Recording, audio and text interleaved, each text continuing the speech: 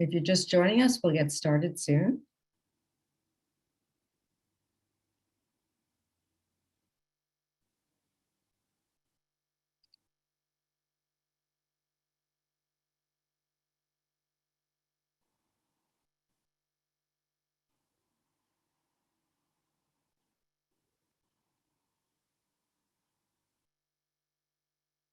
Welcome. If you're just joining us, we'll get started in a few minutes.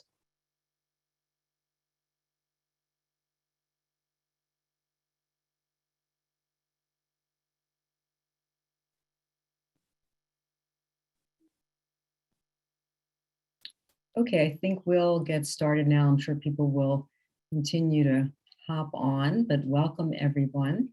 Today we're talking about what is multidisciplinary pain care and how can we advocate for it. So next slide, Nicole. Thank you. So individualized multidisciplinary pain care is widely considered best practice, but what is it? It's when a patient and provider together select several therapies, which the patient tries at the same time. Now, it might take a while to build up to having the therapies that really work for a given patient, but ultimately the idea is to combine them. And if each therapy reduces your pain even 10 or 15%, then the combination can make a big difference in your ability to manage pain. So for example, if somebody has back pain and they may take medication, see a chiropractor, limit the time they spend upright, and perhaps do massage, those things in combination all together can make a big difference between their ability to work or not, their ability to attend a concert or an event. So combining them really does help you reduce your level of pain. And there's a broad range of treatment approaches that help different people with all different pain conditions. They can be grouped in various categories, but one way to categorize them is the way the Pain Management Best Practices report in 2019 categorized them. So restorative therapies might include things like acupuncture restorative therapies are typically things like physical therapy and occupational therapy and gentle exercise programs. Medication might be different classes of medication like antidepressants or anticonvulsants are typically used. Interventional techniques usually are things like facet joint injections or epidural steroid injections, nerve blocks, could potentially be implanted medical devices like spinal cord stimulators. Behavioral treatments usually include cognitive behavioral therapy, for example, acceptance and commitment therapy, perhaps, mindfulness-based stress reduction, and others. And complementary and integrative examples are things like acupuncture or Tai Chi or massage therapy. And then self-management techniques, things like pacing yourself is really important when you're living with pain. Relapse prevention skills are helpful. Guided imagery is helpful for some people. So finding those combination of things is what's really important. Next slide, please. Some multidisciplinary pain programs still exist with a range of therapies on site, but a few decades ago, most of them were closed because they were thought to be too costly. Of course, individual providers who really understand the value of multidisciplinary pain care can create a program like this, even if the services are not available on site, as long as the provider really helps the patient and together they find the right therapies and check in and make sure that's still working. But a comprehensive program really has the advantage of more coordination and integration and the convenience of all the therapies on one site. Next slide, please. So in today's webinar, we're going to highlight an example of a multidisciplinary pain program at the University of Vermont Medical Center, which is a comprehensive program that has two added benefits. First, it is paid for by Blue Cross Blue Shield of Vermont with a bundled payment and just 4 small copays for patients. And it uses an integrative whole health approach to the selection of therapies that our next speaker is going to talk more about. Next slide, please. So I'd like to introduce Kara Feldman-Hunt, who kindly joined us today. Kara is the director of the University of Vermont's Integrative Health program. She's also a health coach at the Comprehensive Pain program. Laura Audie, who was supposed to join us today, is now on a plane because she was going to be flying back last night, but her plane was canceled. And so Kara kindly offered to step in. So we're really pleased to have Kara. So welcome, Kara, and I'll have you go to the next slide and speak. Great. Thank you so much, Cindy, and hello, everybody. Yes, sorry, Laurel couldn't be here. I'm going to step in for her and share as much as I can about our clinic and our program, and just excited to share with you. So you can go to the next slide. We're going to show a video of some of our participants in the program to set the stage and give you a sense of what our program is like. I found the PATH program from receiving a mailer from Blue Cross Blue Shield, and it happened to dovetail with a point where I had kind of pursued all of the options I could come up with your traditional medical settings, with going to surgeons, an orthopedist, my normal doctor, physical therapy for years. So many of us that have walked through this place have been to so many different doctors, and it's a lot of tests, a lot of medications. There are dark times in all of our lives. I was unable to get off the couch most days. I was unable to walk my children to the bus stop one house over. I had no longer been able to do chores around the house. I could not find a path forward for how I would live an actual life. And after going through the PATH program, it's like I got my entire life back. What's different about this program is the caregiving, the concern, and the hand-holding that we get. I think we're through the darkness. There were so many components that were looked at. People not only got it, but they had empathy, and they were willing to try to open up ways to work within pain and help people and not just give them pills. They provide us with enough space to feel what we need to feel. Being involved in the PATH program was the first time I've ever been in a group setting for anything medically or therapeutically. At first I thought, what are we going to do for twice a week, sitting together, the same people? But the dynamic of our group was powerful. We kind of instantly bonded. You had people to root for, you know, and people that were rooting for you, and that's everything. It's so helpful to just have other people who realize that it's a constant battle. And that connection and that community feeling, it made me feel normalized instead of marginalized. And that's huge when you find a group that you can talk to and be vulnerable, but that will also lift you up. So there's a lot of work that you do during your time doing the program at CPP. We did this game plan. You basically break your goals down based on your values into small, manageable things. And it's really nice because it's all structured for you, and you don't really have to think about how to do it in the same way you would if you were on your own. Everything you offered, I wanted to try. Some helped me a lot, and maybe some weren't a great fit. But when I would talk to others in my class, what was good for them might have been different than for me. There are a ton of integrative therapies available. There was massage, which I really enjoyed. The massage therapist here is very skilled with tailoring it to what you need. There was nutrition classes, there was information on the medical marijuana, there was Reiki. The classes were wonderful. I think it kind of made me a little more zen and a little more less confrontational with my pain. Like, you know, it's still a battle, but it doesn't have to be a war. I also feel like I can see the light in the day now. Like I can see how pretty it is out when it snows. And I can see all of these things that when I was wallowing so deep in my pain and not feeling like I had any solutions or options, I just couldn't see them anymore. And after being with CPP, I definitely am a more positive person again. I can find solutions and it's been amazing.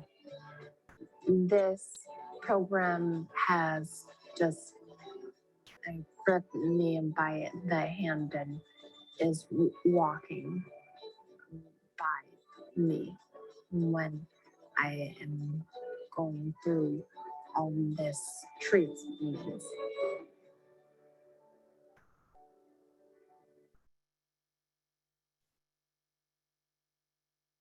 Great. Thank you so much for showing that. Oh, next slide. There we go. Perfect. So I've seen that video a million times, but I don't know. I always get something different out of it every time I watch it, and it's just a great reminder of why we do this work. So the objectives for today is to describe our integrative approach to chronic pain that is patient-centered and team-based. I'll review our innovative payment model and review some of our patient outcomes. And then this is a photo of our yoga space in our clinic. What you can't see in this picture is there's a view of the mountains, and it's pretty spectacular. So it's a lovely place to practice yoga, and it's very gentle yoga. Next slide, please. I wanted to share the definition that we use of integrative health. It's adapted from the Academic Consortium for Integrative Medicine and Health. So I'll read this to you. Integrative health affirms the importance of the relationship between practitioner and patient, focuses on the whole person, is informed by evidence, and makes use of all appropriate therapeutic disciplines and lifestyle approaches to achieve optimal health, function, and healing. And this is certainly our approach at our clinic. Next slide, please. So this is a photo of our clinic on the outside of it. And we are about 10 minutes away from our main hospital. So there's ample parking. It's a really accessible, easy building to get to. There is bus service. So it's worked out very well for us. And just a little background and history, you know, this program really emerged as a result of the opioid crisis. And our hospital system was finding that, you know, we had many patients whose needs were not being served. We just didn't know how to achieve the outcomes that we needed to for our patients. And so thankfully for our leadership, they brought together a team to develop this comprehensive pain program. It was folks from anesthesiology, from psychiatry, from family medicine, and I was on the team that developed the clinic, and I was representing the integrative approach. And I joke that I was the only person who showed up for the very first meeting and was there for the very last meeting. And I think that is part of the reason I had staying power, that we were able to offer this really amazing integrative approach. So I'm excited to share more with you about that. John Porter is our medical director. John is a family medicine physician. And he is just an incredible human being and extremely passionate, really understands this integrative approach, and just has a phenomenal way of being with the participants in our program. We are changing the paradigm of how we treat patients with chronic pain, and we're pairing group approaches to living with and managing chronic pain with integrative therapies. So next slide, please. So our mission is to engage those experiencing chronic pain and their family and support system in a holistic and patient-centered manner using a biopsychosocial lens. We are supporting participants in achieving optimal comfort and function in the service of fulfilling their own self-articulated goals and optimizing participants' sense of agency and self-efficacy in managing their condition. I just wanted to share this photo of our lobby. We worked with architects on really developing a place that is got soft curves, you know, low lights, nothing glaring. We have a quiet space, which you can't see in our lobby. So if people don't want any music or any light, they can go into that space while they're waiting to be seen. We used, you know, soothing colors, and we really tried to make it less like a typical clinic office. It's a very, we have beautiful artwork. It's a soothing place to be. Next slide. I think this is a great quote. And Dr. Kriegler actually was one of the people we consulted with as we were developing our program. So this is his quote: "Chronic pain is incredibly complex. It's interwoven with all kinds of psychological, emotional, and spiritual dimensions, as well as the physical.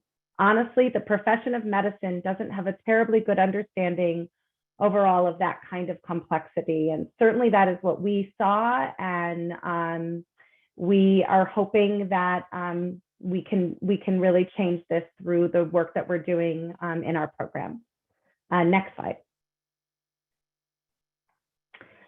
So these are all the folks that are on our team. It's quite a long list. So we have allopathic Western medicine physicians. We have NPs, RNs, medical assistants, you know, all your typical folks in a traditional medical office. We also have psychologists and a social worker. Both of them are trained in EMDR and hypnosis. We have an RD who does both individual nutrition appointments and culinary medicine classes alongside with our chef educator. And our occupational therapist actually joins them in our culinary medicine classes to help our participants figure out how to cook with less pain, you know, how to hold a knife and how to set things up so that it's a little bit easier. I'm the health coach in our program, and I see each of our participants 3 times. We have an acupuncturist, massage therapist, Reiki practitioner, and a yoga practitioner, and kind of hope that our list keeps growing. So this is what we have right now. Next slide, please. This is our team. I just wanted to show you our team.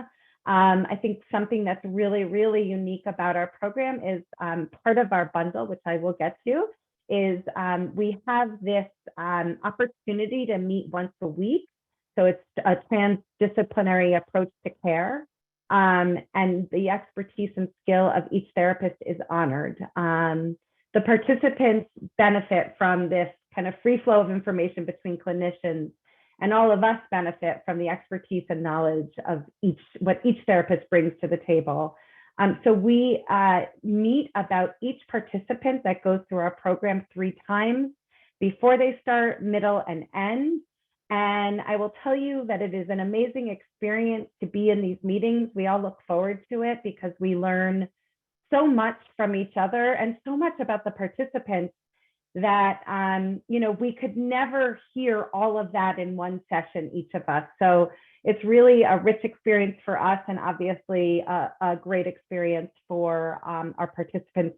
We often have learners. So you'll see sometimes there's 2 people in the Zoom box. Those are learners at all different levels. We've had nurses, medical students, registered dietitians, you know, you name it. Fellows, we usually have an anesthesiology fellow join us. So it runs the gamut. And I would say the most astounding part of this is this feeling of equal partners. It's not a very hierarchical approach.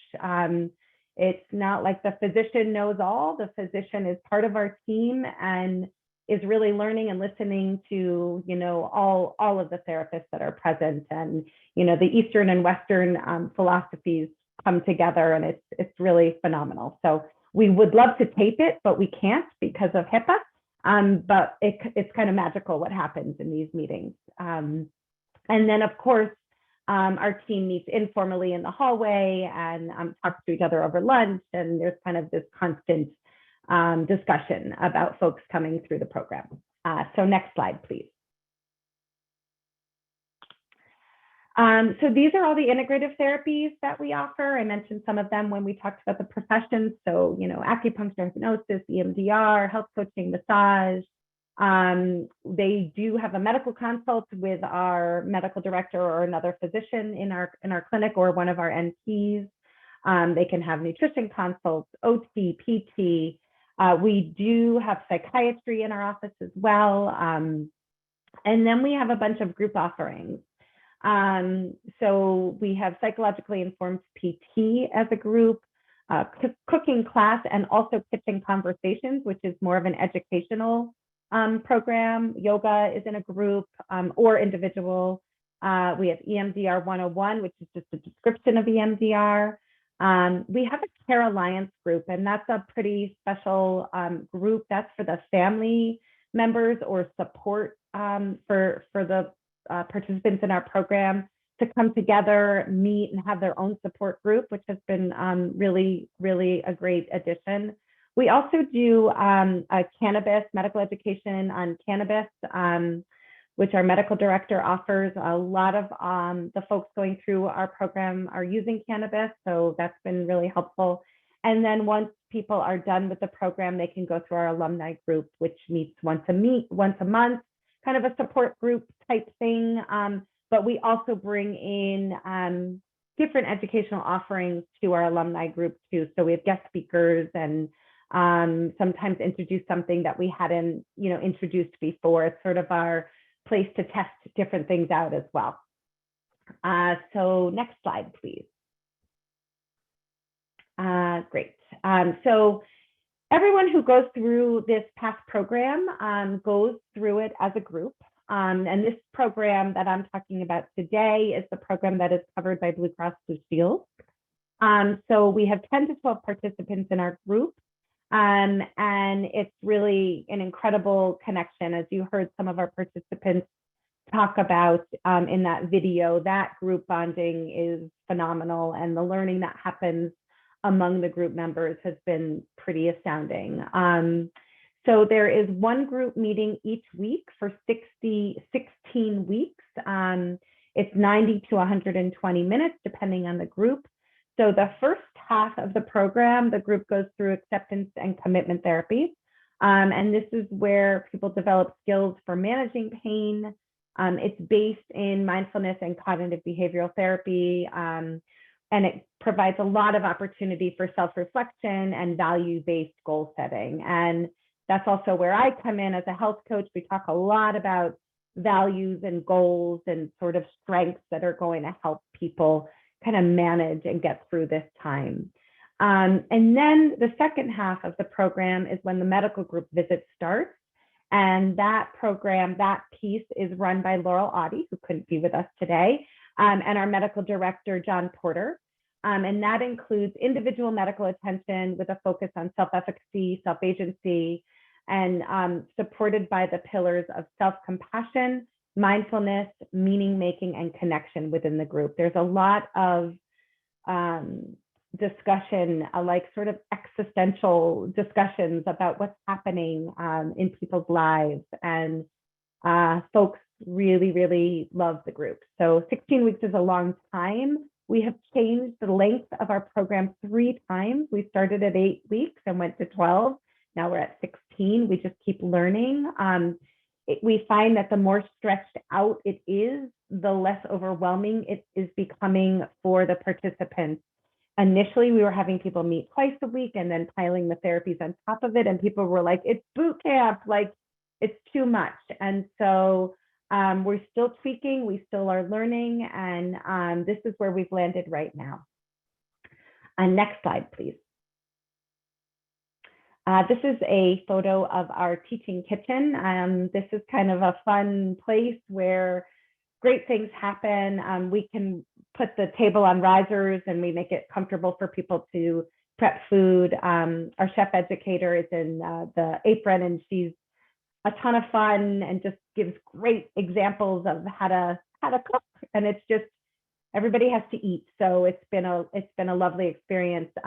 We've also added to our bundle a pantry kit. It's an anti-inflammatory pantry kit. So when everybody starts in the program, they get a bag of groceries. So it's like turmeric and olive oil and all the things you might think of that wouldn't necessarily go bad. It's not like fresh food that you have to consume immediately. Oats, things that you can keep in your pantry. And then our registered dietitian and chef educator create recipes from that pantry kit and teach folks how to use them. So golden milk is on there. And if you have had it and you love it, great. Some people hate it, but that's like something we always start with. Next slide. So I think what Cindy mentioned in the beginning is what kind of has put us on the map is really this collaboration with Blue Cross Blue Shield of Vermont. And, this really came out of relationship building. Vermont's a small state, and we really are able to kind of pick up the phone, call our policymakers, our insurance companies, and say, hey, can we get creative here? So Josh Plavin is the medical director of Blue Cross Blue Shield, family medicine doc, really just a passionate person, and was so invested in trying to help us figure out a way to deliver this care, which so often is not covered by insurance. So we have this bundled payment. Nothing is fee for service in this version. We do offer fee for service versions for folks who don't have Blue Cross Blue Shield. And if time allows, I'll talk a little bit more about that at the end. But our bundled payment is 16 weeks, and it's inclusive of all those therapies I mentioned before. Like Cindy said, there's just 4 copays. And we are currently analyzing the outcome data, and I'll share a little bit of that with you. And we hope to develop beyond the 16-week program, because what we're hearing time and time again is, this is great, but I need this in my life and I need it to be covered. So acupuncture really, really worked for me. And I went through your program and then I'm done. And then what? Because it might not be covered by their insurance. A lot of it is in Vermont, but some of it isn't. So that's something we're really working on actively. And we would like to develop other sites like ours in our state. I think I saw that question come into the Q&A. We only have one clinic right now, but our hope is, our kind of 5-year plan is to open up other clinics across the state, or figure out ways to have a similar program across the state, because we are a rural state and some people would have to travel way too far. Obviously, COVID helped us pivot to telemedicine. And so we were able to reach more people that way, but some of the hands-on therapies, it's tough because some people have a 2-hour drive and we need to have a farther reach. So that is on the docket for us in the next couple of years. Okay, next slide, please. So these are some of our outcomes. So since our program start, we have really been committed to evaluating the outcomes. And we collaborated with Blue Cross Blue Shield in analyzing the data. It's really looking at healthcare utilization. And it's a pretty small N, so that's something I want folks to know. It's our first 6 cohorts.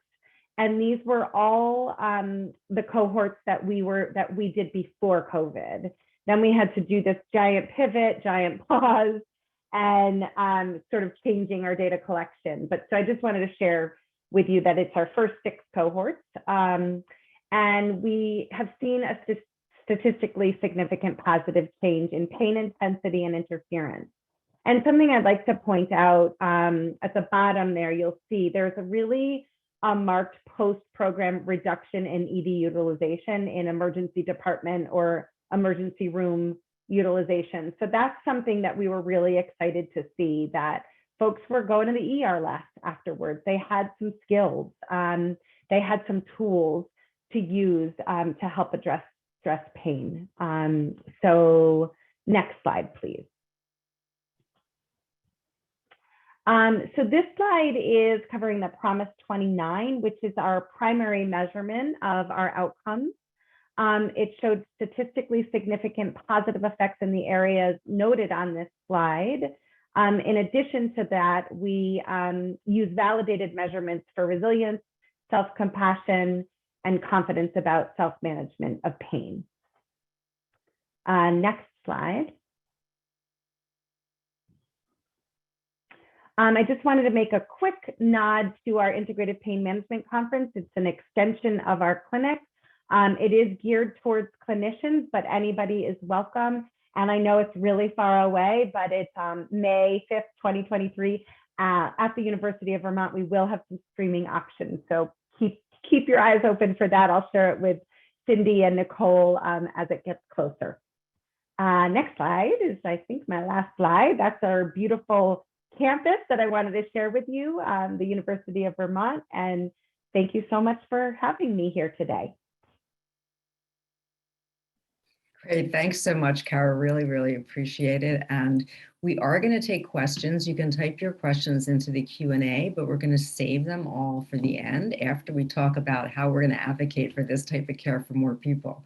So, this program is great. And, wouldn't it be nice if it was available in many more places? I saw some questions already with, where else is this offered?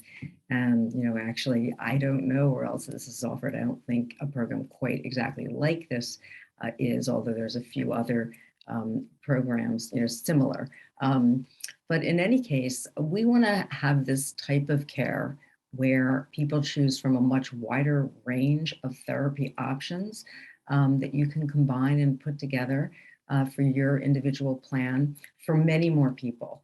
And one of the ways we can do that is to really advocate with our lawmakers and on Capitol Hill for CMS, which is the Center for Medicare and Medicaid Services, to cover more therapy options for pain. Right now, there's a few things that they cover partially that are not sort of typical mainstream services. And when they do cover some things, there are limits, and pain is a chronic condition. And, to get 6 or 8 PT visits in the course of a year is nothing when, we live with chronic pain every day, and people that have chronic conditions need more services and more of them. So we're going to have a virtual advocacy day tomorrow, and we're going to tell you how to participate. Next slide, please. So we're calling on everyone, you and your family and friends, and getting people to help, and calling, emailing, or tweeting at your federal senators and representatives for our ask, which is to direct CMS to cover more therapy options for pain. And we're going to make it very easy for you. I'm going to tell you about that in a minute, but we're going to prepare and have already prepared graphics. We have a hashtag, pain care needs more options, that we'd like you to use. And tomorrow, it starts tomorrow morning. We're going to do it all day long. And at uspainfoundation.org/advocacy day are going to be all these easy things for you to share. So there'll be sample tweets, there'll be sample graphics like I talked about, there'll be sample emails, there'll be a call script so that you can call the offices of your federal senators and representatives. And we will also do alerts during the day. So if you're registered at uspainfoundation.org, we will send those to you. And with just 1 or 2 clicks, you can send messages to all 3 of your federal representatives, your 2 senators and your representative. If you're registered in our system, or if you complete the click to get registered in our system, then using your zip code or your address that you put in, it will find your representatives. Next slide, please. Okay, so I've seen a bunch of questions in the Q&A, and I'm going to pull it up, and let's see what we can do. So basically, Kara and I are going to answer the questions as they come in. And we're also streaming on Facebook Live. So if you're on Facebook and you have questions, if you put them in, type them in, we will get those. And a few of them I'm going to ask Kara. So one of them was right up front. Somebody asked what was EMDR. So if you can just define any anything like that, that would be great. Yes, I did put it in the chat. It's our therapists use this therapy. It's really fabulous for trauma. And basically it balances your right and left brain. So, and you sort of talk through your trauma, and it's incredibly therapeutic. I can't really go into much more depth than that, but it is something that many psychologists and social workers are using right now. Great, thanks. Somebody asked why chiropractic wasn't part of your program. Yeah, great question. And that question comes up every time we present. You know, it just didn't emerge as a therapy that was high up on our list to start. I will not be surprised if we don't add a chiropractor at some point. We do not really have any chiropractors on our medical staff. It's just not something that's been done before, but that is part of my job as the director of Integrative Health, is really setting the policy and the procedures for these different kinds of therapies. And so it is something I've been wanting to do and trying to do, and I just haven't been successful yet. And really, it just didn't emerge as one of the top. And I think mostly, honestly, it was where the comfort level, I think, of our medical staff office initially, but I think that's changed, and I can see that happening. Okay. Somebody asked, how does Medicare cover any of this? Mm-hmm. So I can answer Medicare in general, but why don't, Carrie, you say, does Medicare cover any of your program? So we have these two different tracks, which I alluded to when I was presenting. We have this PATH program, which is the one I was just describing, and that's our bundle with Blue Cross Blue Shield. We also have Compass. Compass is embedded in PATH. But Compass can stand alone, and Compass includes acceptance and commitment therapy. And we can do all of the sort of, regular kind of modalities, PT, OT, therapy, psychology, nutrition, that is all covered. And things like acupuncture and massage are not included. And so that is something I work tirelessly on. It is something we want to change. We have made some headway with Medicaid in Vermont to potentially pilot this for Medicaid patients. So we'll see where we go. It is something that sort of keeps all of us up at night, that we can't offer this program to everybody, but that is on our strategic plan to try to make that happen. And Kara, what is Compass? Oh, Compass is, thank you for asking. Let me pull up, sorry, I want to make sure I get it right. Sure. Okay, so Compass is continuing on my path and strengthening my story.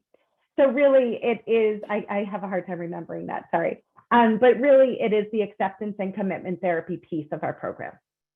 Oh, okay. So if you had have you ever broken down to single visits that Medicare would cover pieces of? So for example, for lower back pain, I know Medicare covers certain acupuncture underneath a supervised physician. Yeah, it is that. So currently our acupuncturist is contracted. We are hoping to make the acupuncturist an employee that is, part of our health system. And that is also something we want to do, is use that Medicare for low back pain and offer acupuncture. We do not currently offer that. What we try to do is help people find somebody in the community. We, send a lot of folks to our community acupuncture clinic, which is more group acupuncture. So we don't have it, but it is definitely something we would like to do.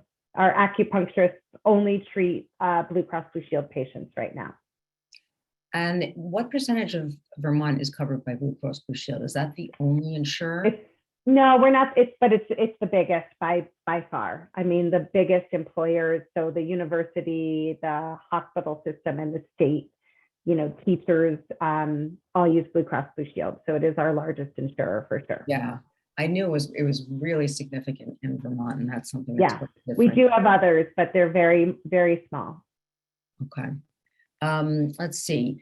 With such an incredible team approach, where and how does the patient fit into their care planning? So how does that? Yeah, great question.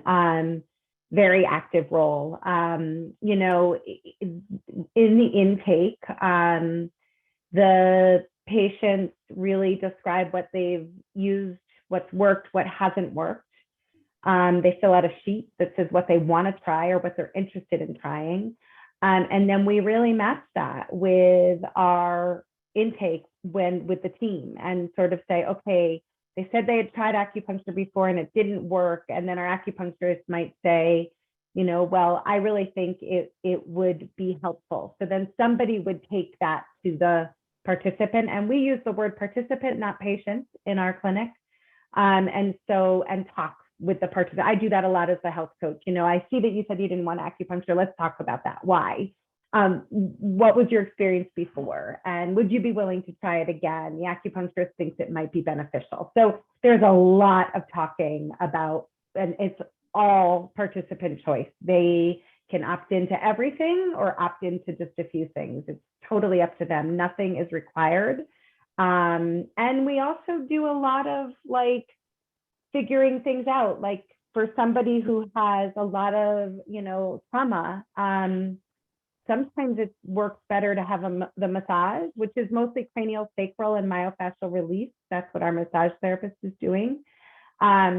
Sometimes it's helpful to do the massage first and then followed by acupuncture.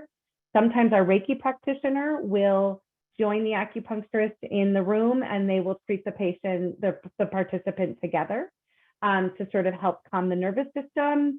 So we're very open to whatever is going to work best for that person. Okay, our clinical director, Gwen Herman, asked, do your members go to support groups afterwards? Well, we have connected with you all.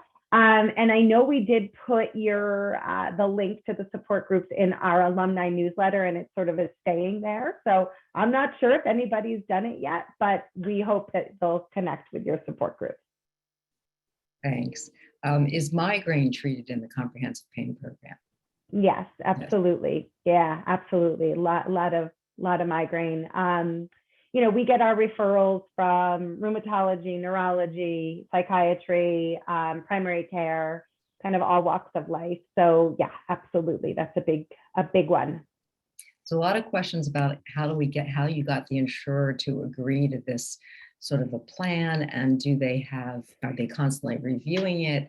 How would you suggest somebody in another state work with another major insurer? Yeah, sure. So yes, constantly reevaluating, making sure that it's working for the participants, for the hospital system, and for Blue Cross Blue Shield. We do an annual review and make sure we've tweaked the bundled payment amount that we get. You know, we have tweaked the length of the program, so it keeps evolving and changing to make it work for everybody. But so far, so good. It's like everybody is getting what they need. We are certainly not big money makers. We look great in a value-based care world, which is the opposite of fee-for-service, right? So for people who don't know, you know, most places are using fee-for-service where you're paying for each and everything. So the folks next door to us are the interventional pain folks, and you know, they get probably close to what we get for the 16 weeks they can get for, you know, one injection. So in a fee-for-service world, we do not make a lot of money. In a value-based care world, we look really great. So Vermont is moving to value-based care. That has helped us tremendously. And so really that's looking at the people going through our program are using the healthcare system a lot less and getting much better value going through our program. So that answered part of your question, how to start in another state. Okay. Advocacy, right? So I have to say that the last time you did this, Cindy, I followed your directions and I did get an email back. And then I called you and you coached me through what I was going to say. So doing that as much as possible is the way to go. we really started this conversation because our Health and Welfare Committee was really looking at, well, I should say Medicaid was looking at covering acupuncture in our state. And we had a local acupuncturist who was doing a study for Medicaid for back pain. And it was a very successful study. It was paid by the Health and Welfare Committee. Part of that work, they contacted Blue Cross Blue Shield for Blue Cross Blue Shield's data on acupuncture. The data was not up to date. Our acupuncturist literally picked up the phone and called the chief medical officer and said, you know, your data is not good. And he happened to be a very open guy and said, tell me. And that's what started our conversation. So I guess my point is you've got to communicate with people, and you know, finding the right person to make the change is really how it worked for us. And then our hospital system was ready for change, and they still are incredibly supportive of our program, and they paid for our clinic, and they stood it up, and they paid for the building and the architect, and you know, it took us 1.5 years to develop the space. So unfortunately, it was the opioid crisis, but you know, I think it's all about that communication, and we are happy to share what we know with people in other states. We are part of many different collaboratives and consortiums and groups, constantly sharing what we know. People were so generous with us when we were developing and sharing what they know, and I think that's the way we make change. Great, thanks, Kara. That was a great answer, and I especially like the advocacy part. Because that is what I want to do. And everyone on this that's participating today really needs to help us tomorrow. If you want programs like this, if we could get more coverage out of CMS, people could begin to put programs like this together. So that's the kind of thing that we need, and we need a lot more people to ask for it. Lots more questions here. So somebody asked, are patients allowed to stay on their opioid medication if they were on medication before? Absolutely, definitely. That is not a requirement to not be on opioids. There's certainly, and many of our legacy patients are with us for the long haul. They don't necessarily go through our group program. They do consults with our physicians, med consults. And so certainly part of our program, it's an integrative approach, which is the best of all worlds. You know, we are not saying no to medication. Almost everybody's on medication. So that is, the hope is that it will be decreased, or that we won't have to start people on opioids if we can avoid it. One question, does Blue Cross Blue Shield ask for prior authorization for your program? Yeah, and I probably can't answer those questions well enough, but yes, there's a lot of work that our front office staff does. They are busy. We are trying to add to our team, not only the prior auth, but even scheduling, because you can imagine we have 12 people who start at once, and they need to see all these different therapists, you know, and their schedules are tough because some of them are working. And so sometimes it could take a good half hour, 45 minutes per person to just schedule their appointments. So there's a lot that goes into that. I don't want to minimize how much effort goes into that. Somebody asked a question here that I could probably answer, that asked about sort of across state lines, and they have, you know, Blue Cross Blue Shield in Massachusetts, but they're going to, you know, will they cover it if they come out of state? You know, typically insurance is really state-based in this country. And so, you know, if you wanted to get a program like this, you would need to approach your insurers and work with lawmakers in your state. I know in Massachusetts, for example, got a bill passed in 2018 to cover more services for care. They wouldn't bundle these services, but now, for example, Blue Cross Blue Shield of Massachusetts will cover, without prior authorization, acupuncture for chronic pain. So this person who asked that question, if you're in Massachusetts, you should, and have Blue Cross Blue Shield, acupuncture should be covered.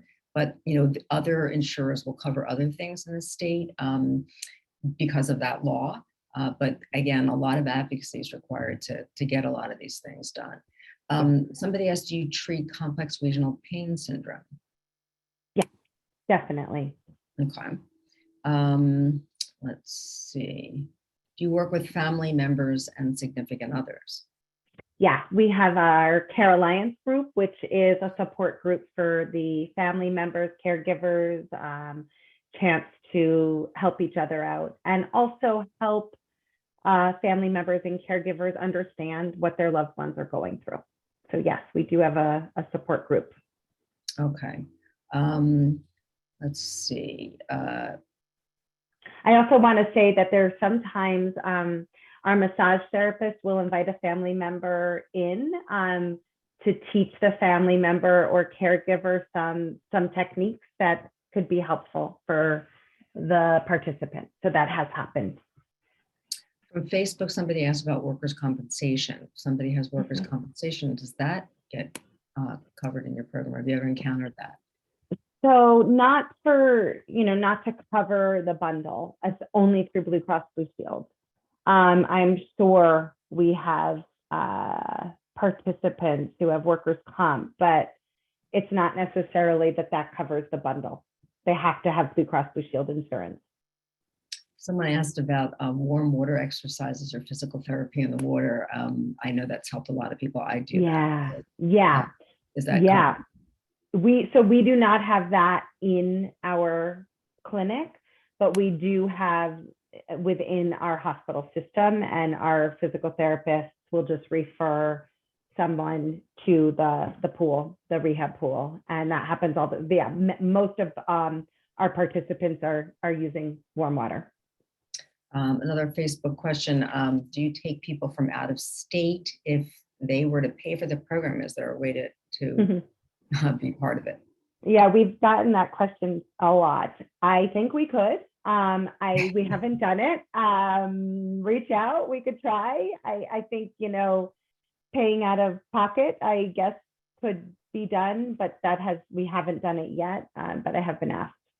It's quite expensive. I think I saw an estimate of like $7,000 or something for the program. It's probably closer to 8,000, but that's for 16 weeks. So just think of it that way. But yes, it's a big chunk of change to, yeah, absolutely. If you start to think, however, about, if somebody had surgery, how much would that cost? And the number of people who have had surgery that it hasn't always worked. Sometimes it does, but many times it doesn't. But they're willing to pay for surgery. It's just amazing. And I know.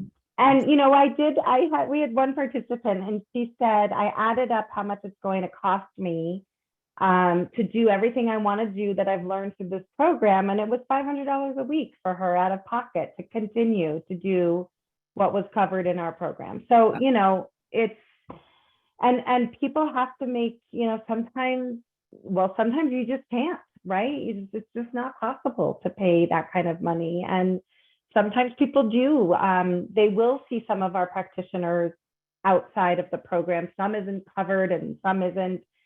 We do have sliding scales for people outside of the program in people's private practices, but that's really up to the practitioner, not us. So, but that does happen. Here's an easy one. What's golden milk? Yeah. So it's like an Indian plant-based milk with turmeric and ginger and cinnamon and honey. It's a warm drink that we teach people to make because turmeric's a great anti-inflammatory herb. And it's funny because some people love it and some people hate it. So you can Google golden milk and you will find a million recipes for it. I love it. It's a great warming kind of winter drink. That's great. Here's one question. How do we get pain management doctors on board with providing multidisciplinary care or selecting a treatment individualized to each patient rather than the 10 minutes they spend now? So that's another one I think I'll take, and that is, we've advocated also for distribution of the pain management best practices report, which talks about a multidisciplinary approach and combining these things together. But again, that's going to take a lot more advocacy to get medical schools and continuing education programs for doctors in how to manage pain. That's been a continuing battle, but it sounds like the doctors that are affiliated with your program are really well on board. Yeah, Do you do any kind of yeah. residency program training with this sort of? We have many different levels of learners. We don't have an actual program. It is something that I do hope we can do at some point. I think, what we have found in our system is there's a great openness to it at this stage. I think that we have proven that this works. I would also say to folks, if you're in an area that has an integrative medicine program at their university or hospital system, those are often places that are working on this. And, there are many places across the country that have these kinds of programs, and pain is certainly a huge, huge piece of it. So I would reach out to your universities and hospital systems if they have an integrative program. And then I will also say that is part of the reason we have our conference, is because we want to try to help other clinicians. It's not just physicians, it's all levels of clinicians to understand these concepts. And so we do a one-day conference just for clinicians, all practitioners, because it's education. That's great. That's really true. How often is that offered? That's every other year, because we have really small staff. So we can only handle every other year at this stage, but I'll share that information with you as it gets closer. Okay. Somebody said, what does your wait list look like to get into the program? Do you have a waiting list? Yeah, it's a good question, because it can be kind of a long wait because, it's a 16-week program, and I don't know what we're at right now. I really don't know that answer, but it can be a couple months for people for sure. Which, we've toyed with the idea of more rolling registration, but the cohort model seems to work really well. We need to expand and have more people, more practitioners be able to run groups. But right now it can be, I don't know. I really don't know the answer. I don't think it's more than a couple months though. Somebody asked if they could have somebody connect with the people of Blue Cross Blue Shield, or would Blue Cross Blue Shield of Vermont be willing to speak with other insurers or advocates that are trying to get their programs like this covered? Yeah, I'm sure. We've presented with Dr. Plavin many, many, many times. He's really open to sharing. I am happy to help make some connections. I take care of the policy work for our program, and happy to help folks get connected with the right people and right places. Okay, so somebody asked about this idea of like having this separate building, and did Blue Cross Blue Shield pay for any of this, or how did you work out this arrangement? Why did you have the separate building and the facilities to do this? Is there the building really came from our hospital. I think our leadership really was feeling that we were not meeting the needs of our patients, and then of course every hospital system does have to offer non-farm pain management. I mean, that is, we have to do that. So I think these things came together, and there was a fear that we were going to mismanage these patients. And so that was the impetus of our program, and they paid for it. I mean, I can remember the day when I was told about it. I couldn't believe that this was happening, but it did. And I think that there's been a great ROI. Like I think it's, everybody's happy with the outcome. So just the hospital wanting to meet the needs of our catchment area and try something different. So Blue Cross did not invest in our building at all. What they've invested in is the data. They really do run the claims data and give us reports on what's happening post-program. And that's a huge amount of work, and that takes time and money, and it's been incredibly beneficial. So the metrics I shared with you today were from Blue Cross Blue Shield. Oh, that's great. That's really terrific. Mm-hmm. Somebody asked, are the therapists all on staff or are some of them, part-time? Yeah, many of the integrative therapists, so Reiki, acupuncture, massage, yoga, they're contracted. That is something we'd like to change. We'd like them to be full-time employees. we really felt it when COVID hit, right? Because if you were not a full-time employee, you were kind of like stuck. And so it really felt unfair. And that's something that we're working on. And I'm personally working on myself. So, you know, most of our folks are contracted right now and part-time. But, you know, our PT, OT, RD, those are all employed by the hospital. How about underserved populations? Are you able to offer this through Medicaid, is the question? Yeah, Medicaid, Medicare, absolutely, but it's not the bundle. It's fee for service, it's separate. Okay. But we have we actually have more participants going through that route than we do the bundle, because only the Blue Cross Blue Shield folks go through the bundle. So those people come, they do the acceptance and commitment therapy, and then they have access to OT, PT, RD, you know, the psychologist, the social worker. They can do yoga classes because I got a grant, so we can offer yoga to everybody. They can do culinary medicine. They just can't do acupuncture, Reiki, or massage, which is a huge bummer and something we're working on. Okay. People have asked about their particular condition, like do you work with interstitial cystitis patients? So there's many different, obviously, forms of pain. Yeah, I mean, we will work with anyone who's experiencing chronic pain. There is like no condition that we wouldn't.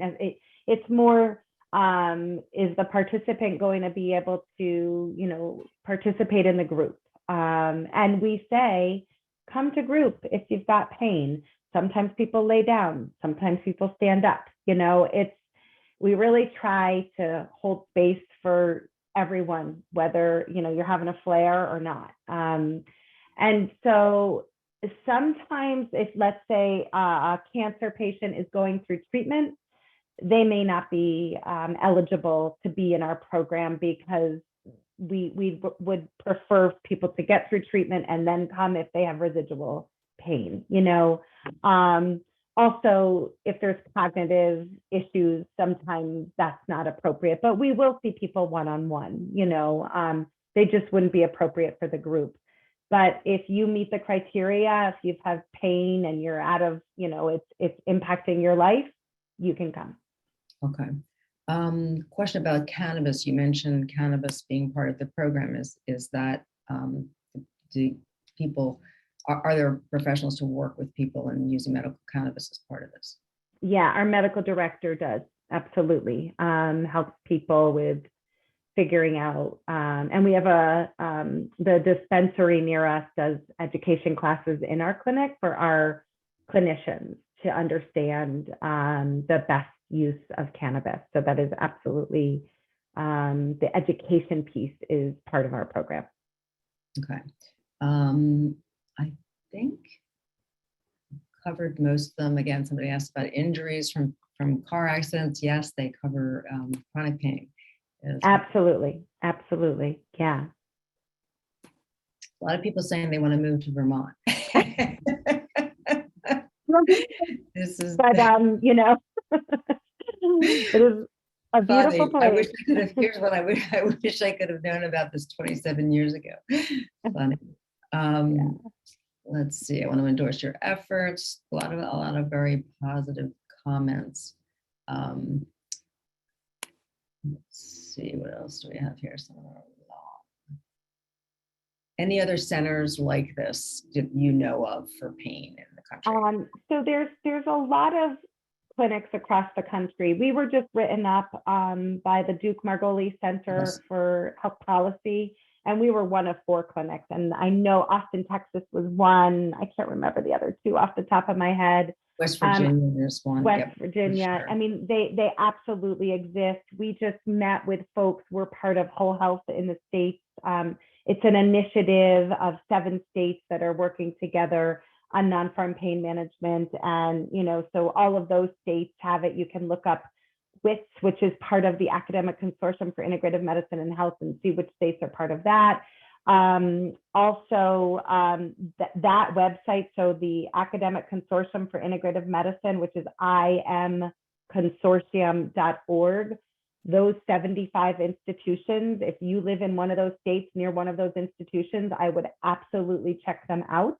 They will likely have something similar. And then I think, you know, between your foundation, Cindy, and AACIPM, they have a lot of resources of different clinics and different places doing this work. So they definitely exist. I think we might be the only one who has a bundle. But I know there's plenty of other places. I know that Arizona is trying to roll out something similar in their FQHCs, which we're dying for them to do, because then we can bring it back and say, hey, we need to do this, Medicaid, you know, so it's happening. It's slow, and I think, you know, that can be painful. And FQHCs is federally qualified health centers. Thank you. We use acronyms, and I knew I'm going to get a question on that. That's sorry. for sure. I should know better. Yeah, sorry about that.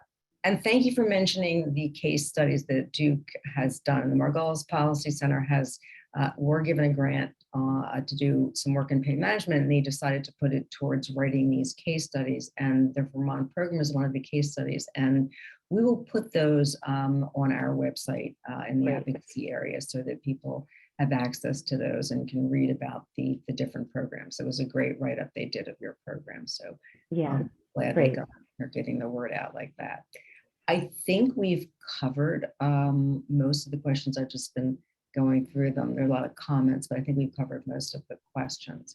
And people have asked, we are recording this, so people will be able to see this whole presentation and the Q&A and everything again.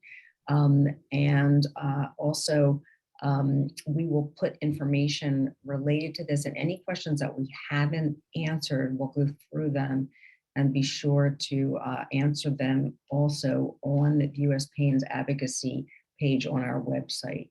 Yeah, and can I just answer one more question that I'm seeing, Cindy? Sorry, because I think it's a really important question, which is, again, the chiropractor question.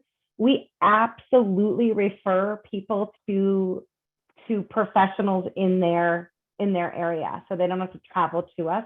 We have an integrative practitioner network, which is a database of integrative practitioners in our catchment area, which is Vermont and upstate New York, so that folks can find the right practitioner in their area that treats their condition. So I just wanted to mention that that's a tool for people. We do not want people driving to us. We want to help people find people in their area. I just wanted to share that.